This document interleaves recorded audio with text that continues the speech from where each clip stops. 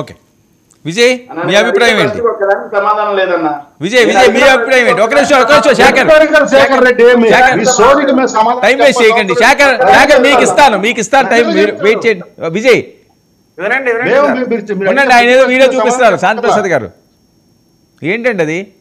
Voice రావట్లేదు, voice రావట్లేదు.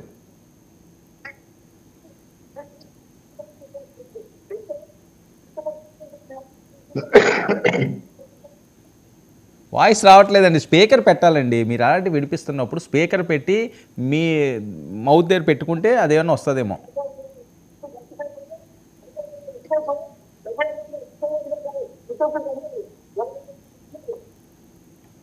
చెప్పండి, మీరు చెప్పండి సార్. ఇప్పుడు బొత్స సత్యనారాయణ గారు క్లియర్గా జగన్మోహన్ రెడ్డి గారి గురించి ఏం మాట్లాడుతున్నారో వినిపించే ప్రయత్నం చేశాను. వినపడలేదు. అందరికీ తెలిసిందే, కొత్తగా చెప్పేదేం కాదు. మరి ఎందుకు చెప్పడం? పవన్ కళ్యాణ్ గారు అన్నారని చెప్తా ఉన్నారు కాబట్టి ఇది ఒకసారి గుర్తు చేద్దామనేటువంటి ఆలోచనతో గుర్తు చేశాను. కాబట్టి రాజకీయాల్లో ఎవరు ఎలా మాట్లాడతారు, సిచ్యువేషన్ తగ్గట్టు రాష్ట్రానికి కావాల్సిన మంచి జరగాల్సిన, ఇప్పుడు 5 సంవత్సరాలు జగన్మోహన్ రెడ్డి గారి పరిపాలనలో జరిగినటువంటి దాష్టికాల్ని గత శాసనసభలో ఉమ్మడి రాష్ట్రంలో అసలు తండ్రి మరణానికి కారణం జగన్ రెడ్డి కారణం అని అసెంబ్లీలో చెప్పాడు బొత్స. ఇప్పుడు ఏ రిలయన్స్ వాళ్ళు మా తండ్రిని చంపారని చెప్పారు, అదే రిలయన్స్ వాళ్ళకి ఎంపీ టికెట్ ఇచ్చారు కదా, అదే రిలయన్స్ వాళ్ళకి ఇంటికి తీసుకొచ్చి సన్మానాలు చేసి పక్కన కూర్చోబెట్టారు కదా. కాబట్టి ఇవన్నీ ఏదో ఎదుటోళ్ళ మీద బురదేస్తే మన కింద ఏమో నలుపు లేదు అనుకోవడం పొరపాటు.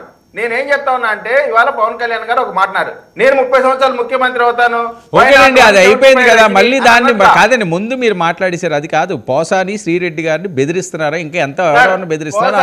వెనక్కి తిరుగుతారు. శ్రీరెడ్డి మళ్ళీ వాళ్ళ డ్రామా మళ్ళీ చేస్తా ఉన్నారు. ఇది పొలిటికల్ డ్రామా నటిస్తా ఉన్నారు. ఎందుకు నటిస్తా ఉన్నారంటే, ప్రజల్లో అరే వాళ్ళు చూడు పాపం క్షమించమన్నా కానీ వీళ్ళు క్షమించలేదురా. గతంలో కూడా మీకు చెప్పాను, ఇప్పుడు తల్లిని చంపి నేను తల్లి లేని అనాథని అని చెప్పి జడ్జిని అడిగినట్టు ఈ రోజున వాళ్ళు ఈ డ్రామా చేస్తా ఉన్నారు. ఏం డ్రామా చేస్తా ఉన్నారు?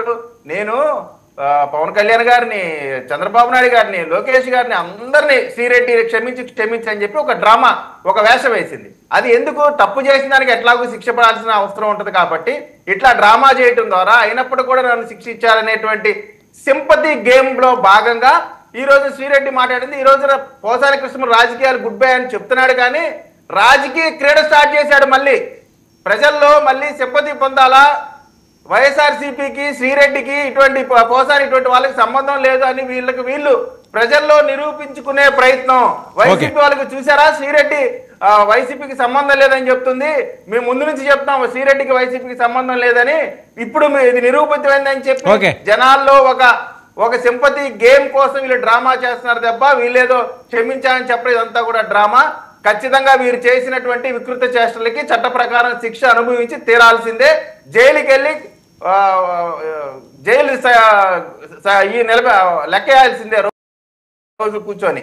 ఓకే, కృష్ణాంజనేయులు గారు క్షమాభిక్ష లేదా ఇక్కడ గారు? సోషల్ మీడియా వేదికగా వైఎస్ఆర్ కాంగ్రెస్ పార్టీ ప్రభుత్వ హయాంలో అప్పుడు ప్రభుత్వం ఉంది కదా అని ధీమాతో పోలీసుల సహకారంతో ఎంత విచ్చలవిడిగా పాల్పడ్డా ఏమేం చేశారనేటువంటి తెలిసాను. అయితే కొంతమంది ఖచ్చితంగా వీళ్ళు మిగతా వాళ్ళకి ఇన్స్పిరేషన్. ఎవరు వాళ్ళు? బోరుగడ్డ అనిలు, అదేవిధంగా పోసాని కృష్ణమురళి, ఆర్జీవి, శ్రీరెడ్డి, వర్ర రవీందర్ రెడ్డి, ఇలాంటి వాళ్ళందరూ వీళ్ళు మిగతా వాళ్ళందరినీ కూడా ఆ రోజున సోషల్ మీడియాలో ఉండేటువంటి వాళ్ళందరినీ కూడా ప్రోత్సహించి చేసినటువంటి వాళ్ళు.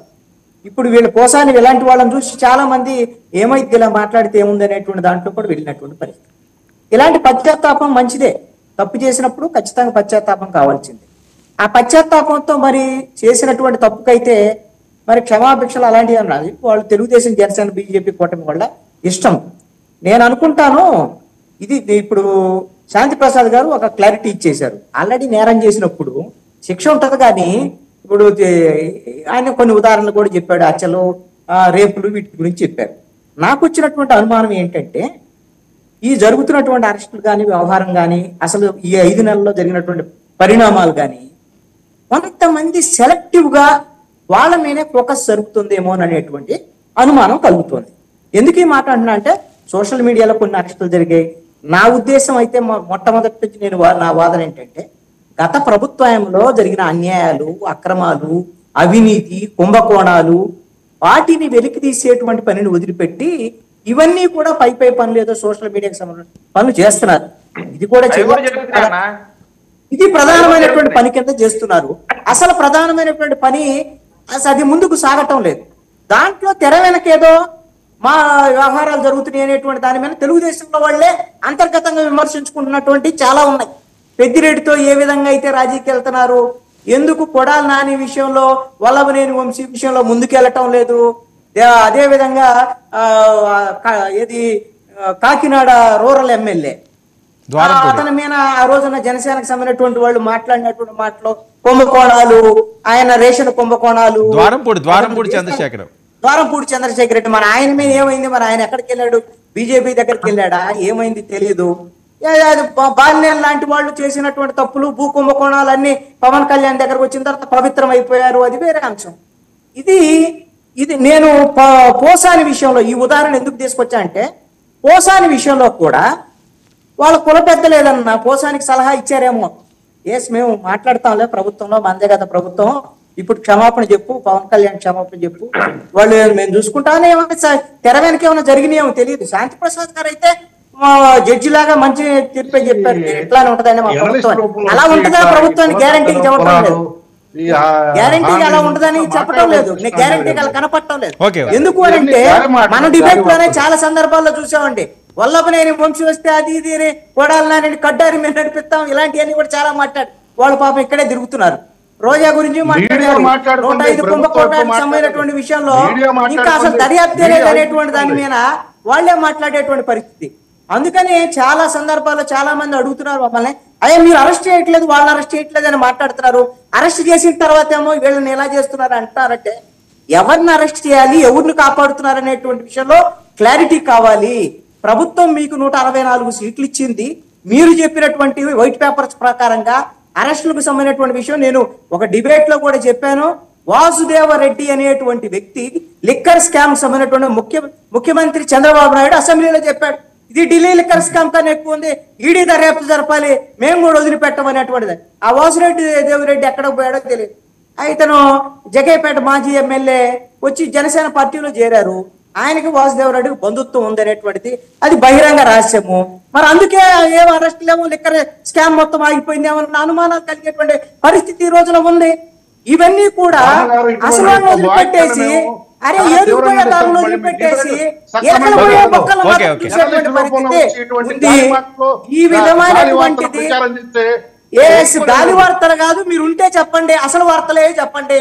బాలినేని శ్రీనివాసరెడ్డి కుంభకోణాల మీద సిట్టు వేస్తారా వెయ్యరా, సిట్టు వెయ్యాలి అనేటువంటి దాని మీద జనసేన వాళ్ళు, తెలుగుదేశం వాళ్ళు డిమాండ్ చేశారు వైఎస్ఆర్ కాంగ్రెస్ పార్టీ ప్రభుత్వం. మరి ఏంటి, మరి పవన్ కళ్యాణ్ దగ్గరకు వచ్చినప్పుడు పవిత్రం అయిపోయారా? బాలినేని శ్రీనివాసరెడ్డికి సంబంధించిన విషయాన్ని చెప్పండి, సిట్టు వేశారా లేదా అనే దాని మీద మీరు ఏం చేస్తారని చెప్పండి. ఇంకోటి కూడా చెప్తాను, ఒక వర్మ గారు మీకు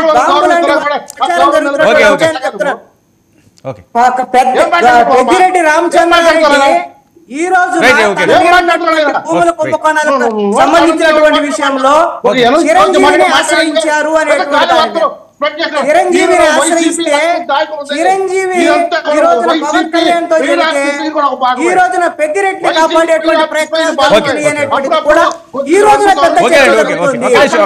ఏది పెద్దిరెడ్డికి సంబంధించినటువంటి కుంభకోణాలు ఇవన్నీ కూడా వీటికి సమాధానం అనేది చేతల ద్వారా చూపించాలి. ఏంటి మీకు చాలా వెన్నుదన్నుగా ఉన్న వాళ్ళు, ఒక్క నిమిషం శేఖర్ సమాధానం లేనప్పుడే శాంతి ప్రసాద్ గారు వెయిట్. శేఖర్ మీకు సపోర్ట్ గా ఉన్న వాళ్ళు, చాలా అండగా ఉన్న వాళ్ళు, ఒక్క నిమిషం అండి. శేఖర్ మీకు వెన్నుదన్నుగా ఉండవాళ్ళు, అండగా ఉండవాళ్ళు, మీకోసం పూర్తి